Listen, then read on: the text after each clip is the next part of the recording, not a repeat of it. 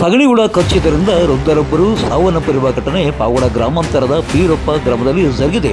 ಇನ್ನು ಈ ಒಂದು ತಿಪ್ಪೆ ಗುಂಡಿಯನ್ನು ತೆರವುಗೊಳಿಸಲು ಸಾಕಷ್ಟು ಬಾರಿ ಗ್ರಾಮ ಪಂಚಾಯಿತಿಗೆ ಮನವಿ ಸಲ್ಲಿಸಿದರೂ ಸಹ ಪಿಡಿಒ ವಿಜಯ್ ಕುಮಾರ್ ಯಾವುದೇ ರೀತಿಯಾದಂಥ ಕ್ರಮ ಕೈಗೊಂಡಿಲ್ಲ ಎಂದು ಕುಟುಂಬಸ್ಥರು ಆರೋಪಿಸಿದ್ದಾರೆ. ಇನ್ನು ಈ ಒಂದು ಸಗಣಿ ಹುಳು ಕಚ್ಚಿದ್ರಿಂದ ಅನೇಕ ಬಾರಿ ಟ್ರೀಟ್ಮೆಂಟ್ ತೆಗೆದುಕೊಂಡರೂ ಸಹ ವಾಸಿಯಾಗಿಲ್ಲ. ಇದರಿಂದಲೇ ನಮ್ಮ ತಂದೆ ಸಾವನ್ನಪ್ಪಿದ್ದಾರೆ ಎಂದು ವಾಸಿಸುವ ತಿಪ್ಪೆ ಗುಂಡಿಯನ್ನು ಹಾಕಲಾಗಿದೆ. ಈ ಒಂದು ತಿಪ್ಪೆಯಿಂದ ದುರ್ವಾಸನೆ ಬೀರುತ್ತಿದೆ. ಅಕ್ಕಪಕ್ಕದವರಿಗೆ ಈ ಒಂದು ತಿಪ್ಪೆಯು ಹೈರಾಣಾಗಿಸುತ್ತಿದೆ. ಅಲ್ಲಂದರೆ ಈ ಒಂದು ತಿಪ್ಪೆಯಿಂದ ಅಂದರೆ ಸಗಣಿ ಹುಳುಗಳು ಅಕ್ಕಪಕ್ಕದ ಮನೆಗಳಿಗೆ ತೆರಳಿ ಅವರನ್ನು ಕಚ್ಚಿ ಗಾಯಗೊಳಿಸುತ್ತಿವೆ. ಆದರೆ ಈ ಒಂದು ಕಚ್ಚಿ ಗಾಯಗೊಳಿಸುವ ಜೊತೆಗೆ ಟ್ರೀಟ್ಮೆಂಟ್ ತೆಗೆದುಕೊಂಡಂಥ ಒಂದು 80 ವರ್ಷದ ಅಂಜಿನಪ್ಪ ಎನ್ನುವ ವ್ಯಕ್ತಿ ದಿನಾಂಕ 6/10/2024 ಭಾನುವಾರ ಮೃತಪಟ್ಟಿದ್ದಾರೆ. ಎಷ್ಟೇ ಚಿಕಿತ್ಸೆ ಪಡೆದುಕೊಂಡರೂ ಫಲಕಾರಿಯಾಗದೆ ಮೃತಪಟ್ಟಿದ್ದಾರೆಂದು, ಇದರಿಂದ ನಮ್ಮ ತಂದೆಗೆ ಕಾರಣರಾದ ಮರಣಕ್ಕೆ ಕಾರಣರಾದ ಈ ಒಂದು ತಿಪ್ಪೆಗುಂಡಿ ಇದರ ಮಾಲೀಕರ ಮೇಲೆ ಕ್ರಮ ಜರುಗಿಸಬೇಕು ಮತ್ತು ಎಷ್ಟೇ ಬಾರಿ ಗ್ರಾಮ ಪಂಚಾಯತ್ಗೆ ನಾವು ಈ ಬಗ್ಗೆ ತೆರವುಗೊಳಿಸಲು ಅರ್ಜಿ ಸಲ್ಲಿಸಿದರೂ ಸಹ ಈ ಒಂದು ಪಿಡಿಒ ವಿಜಯ್ ಕುಮಾರ್ ಯಾವುದೇ ರೀತಿಯಾದ ಕ್ರಮ ಕೈಗೊಂಡಿಲ್ಲ ಎಂದು ಕುಟುಂಬಸ್ಥರು ಆರೋಪಿಸುತ್ತಿದ್ದಾರೆ. ಬನ್ನಿ ಹಾಗಾದರೆ ಅವರು ಏನು ಹೇಳಿದ್ದಾರೆ ಅನ್ನೋದನ್ನ ನಾವೀಗ ಕೇಳೋಣ. ನೋಡಿಲ್ಲ ಇಲ್ಲಿಗೆ ನಮಗೆ ಮನೆಗಳ ಮಧ್ಯದಲ್ಲಿ ತಿಪ್ಪೆ ಹಾಕಿ ಆ ಕಡೆ ಈ ಕಡೆ ಎಲ್ಲ ಬಿದ್ದೋಗಿದ್ದಾವೆ. ಹುಳ ಬರ್ತಾ ಇದ್ದಾವೆ. ಅದು ಸಂಪ್ರಲ್ಲಿ ಸಹ ಹುಳ ಇದ್ದಾವೆ ಸರ್. ನಮಗೆ దయವಿಟ್ಟು ಅದನ್ನ ಇದು ಮಾಡಿ పీడి ಮೇಲೆ ಒಂದು యాక్షన్ తగండి. కొని తిప్పలేసుకోండారు సార్ వాళ్ళు. ఇంటి పక్కలనే బండ్లు కానుకొని మాకు తొట్టి మీదకంతా అది ఎరువుదంతా వస్తూ ఉంది. పేడ పులుగులు అన్నీ వస్తాండే. మా మామకి ఆ పేడ పులుగు కొరికి ఆ కాలంతా ఇదయ్యి కొద్ది చనిపోయిండాడు.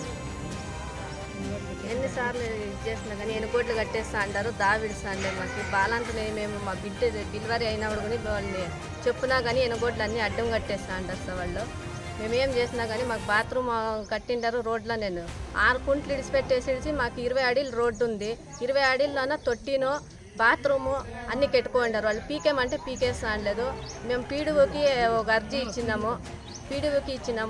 వీళ్ళకి వాళ్ళు కౌన్సిలర్ అయ్యిండారు. వాళ్ళు కౌన్సిలర్ అయ్యి వాళ్ళే ఏడదన్నా అబ్జెక్షన్ చేసినాడు. వాళ్ళు వచ్చి పీకేపీఎల్ల అట్లా వాళ్ళే అబ్జెక్షన్ చేస్తూ ఉంటారు. మాకు దావు మా మామ చచ్చిపోయినాడు కూడా అంబులెన్స్ వచ్చే గురించి దావలేదు మాకు.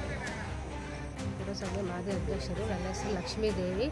ಇಲ್ಲಿ ರೊಪ್ಪ ಪಂಚಾಯತಿಯಲ್ಲಿ ಇಲ್ಲಿ ಎಲ್ಲ ಸಗಣಿ ತಿಪ್ಪೆ ಹಾಕಿ ಎಲ್ಲಿ ಸಗಣಿ ಹುಳ ದೊಡ್ಡದಾಗಿ ಬಂದು ನಮ್ಮ ಒಬ್ಬರಿಗೆ ಕಚ್ಚಿ ಸತ್ತೋಗಿದ್ದಾರೆ ಇವತ್ತು. ಅದು ನಾವು ಅರ್ಜಿನೂ ಕೊಟ್ಟಿದ್ದೀವಿ ಎಲ್ಲದಕ್ಕೂ ಅಲ್ಲಿ ಪಂಚಾಯತಿಯಲ್ಲಿ. ಅವರು ರೆಸ್ಪಾನ್ಸ್ ಮಾಡಿಲ್ಲ. ನಮಗೆ ಏನು ವ್ಯವಸ್ಥೆ ಮಾಡಿಲ್ಲ. ಇಲ್ಲಿ ರಾಧಮ್ಮ ವಂಶದ ಸದಸ್ಯರಾಗಿದ್ದರು. ಅವ್ರ ಸದಸ್ಯರೇ ಇಂಥ ಕೆಲಸ ಮಾಡಿದ್ದಾರೆ. ಇಲ್ಲಿ ಅಂಥವ್ರಿಗೆ ಓಟ್ ಹಾಕಿ ಗೆಲ್ಲಿಸಿದ್ದಾರೆ. ದಯವಿಟ್ಟು ಇದನ್ನು ಸ್ಪಂದಿಸಿ ಎಲ್ಲ ಒಂದು ಇದೇನಾದರೂ ಒಂದು ಅನುಕೂಲ ಮಾಡ್ತೀವಿ. ಅದು ದಾರಿಯಲ್ಲಿ ತೊಟ್ಟಿ ಕಟ್ಟಿ ಅಲ್ಲಿ ಹುಲ್ಲು ತುಂಬ ಹುಲ್ಲು, ಅದ್ರಾಗ ಹಾವು ಇರ್ತವೆ ಓಡಾಡೋಕ್ಕಾಗಲ್ಲ. ಏನಿಲ್ಲ ಏನು ಒಂದು ಆಂಬುಲೆನ್ಸ್ ಬರೋಕ್ಕೂ ಸಹ ಇವತ್ತು ನಮಗೆ ತುಂಬ ತೊಂದರೆ. ಆಂಬುಲೆನ್ಸ್ ಬರೋಕ್ಕೂ ತುಂಬ ತೊಂದರೆ ಆಗ್ತಾಯಿದೆ. ದಯವಿಟ್ಟು ಇದನ್ನು ಸ್ಪಂದಿಸಿ ಇದು ಮಾಡಿ.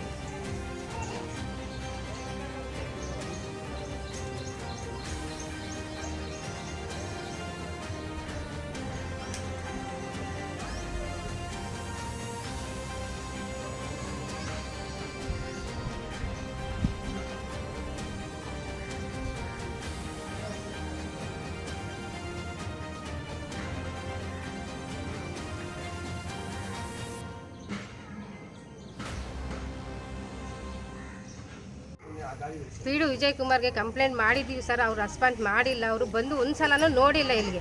ನಮಗೆ ಮನೆಗಳ ಮಧ್ಯದಲ್ಲಿ ತಿಪ್ಪೆ ಹಾಕಿ ಆ ಕಡೆ ಈ ಕಡೆ ಎಲ್ಲ ಬಿದ್ದೋಗಿದ್ದಾವೆ. ಹುಳ ಬರ್ತಾ ಇದ್ದಾವೆ. ಅದು ಸಂಪ್ರಲ್ಲಿ ಸಹ ಹುಳ ಇದ್ದಾವೆ ಸರ್. ನಮಗೆ ದಯವಿಟ್ಟು ಅದನ್ನು ಇದು ಮಾಡಿ ಪೀಡಿ ಮೇಲೆ ಒಂದು ಆ್ಯಕ್ಷನ್ ತಗೊಳ್ಳಿ. ಇನ್ನು ಈ ಬಗ್ಗೆ ಮೃತಪಟ್ಟ ಅಂಜಿನಪ್ಪರವರ ಪುತ್ರ ನರಸಿಂಹಮೂರ್ತಿ ಎನ್ನುವರು ಪಾವಗಡ ಪೊಲೀಸ್ ಠಾಣೆಗೆ ದೂರು ಸಲ್ಲಿಸಿ ಈ ಒಂದು ತಿಪ್ಪೆ ಗುಂಡಿಯನ್ನು ಹಾಕಿದವರ ಮೇಲೆ ಕ್ರಮ ಕೈಗೊಳ್ಳಬೇಕೆಂದು ದೂರು ಸಲ್ಲಿಸಿದ್ದಾರೆ. ವಾಸಿಸುತ್ತಿರುವ ಜನರ ಮಧ್ಯದಲ್ಲಿ ಇಂಥ ತಿಪ್ಪೆ ಗುಂಡಿಗಳನ್ನು ಹಾಕಲು ಅವಕಾಶ ಮಾಡಿಕೊಟ್ಟ ರೊಪ್ಪ ಗ್ರಾಮ ಪಂಚಾಯಿತಿಗೆ ಈ ಬಗ್ಗೆ ಅನೇಕ ಬಾರಿ ಮನವಿಯನ್ನು ಸಲ್ಲಿಸಿದರೂ ಸಹ ಯಾವುದೇ ರೀತಿಯಾದ ಕ್ರಮ ಕೈಗೊಂಡಿಲ್ಲ ಎಂದು ಈ ಒಂದು ಕುಟುಂಬಸ್ಥರು ಆರೋಪಿಸುತ್ತಿದ್ದಾರೆ. ಈಗಲಾದರೂ ಗ್ರಾಮ ಪಂಚಾಯತಿಗಳು ಎಚ್ಚೆತ್ತುಕೊಂಡು ಈ ಒಂದು ತಿಪ್ಪೆ ಗುಂಡಿಯನ್ನು ತೆರವುಗೊಳಿಸುತ್ತಾರೆ ಅಥವಾ ಇಲ್ಲವೇ ಎನ್ನುವುದನ್ನು ನಾವು ಕಾದು ನೋಡಬೇಕಾಗಿದೆ.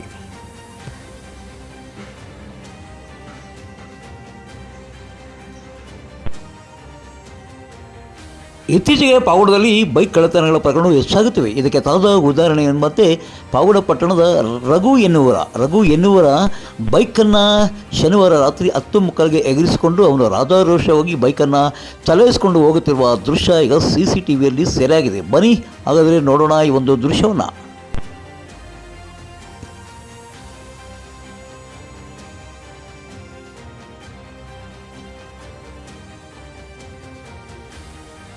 ಅನಿಲ್ ಜೊತೆ ಸತ್ಯ ಲೋಕೇಶ್ ಪಾವಗಡ ಪವರ್ ನ್ಯೂಸ್.